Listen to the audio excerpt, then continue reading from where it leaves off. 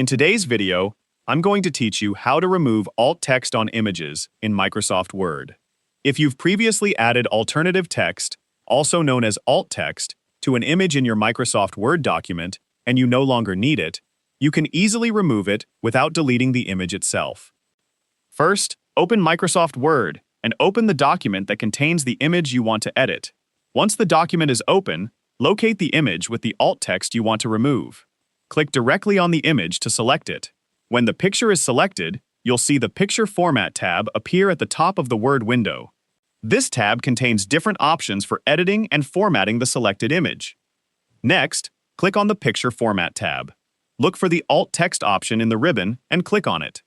After clicking Alt Text, a small pane will appear on the right side of the Word window. This pane contains the alternative text that was previously added to your image. To remove the alt text, click inside the text field where the existing description is displayed. Then delete the text until the field is completely empty. Make sure that all of the existing description has been removed if you want to completely clear the alt text from the image.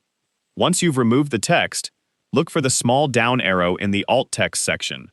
Click on the arrow to collapse the section. After that, click Close to close the alt text pane. The picture will remain in your document, but the alternative text that was previously entered will no longer be there.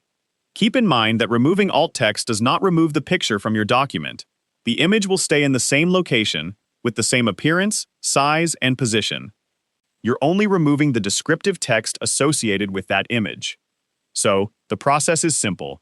Select the image, open the Picture Format tab, click Alt Text, remove the existing description from the text field, click the small down arrow, and then select Close.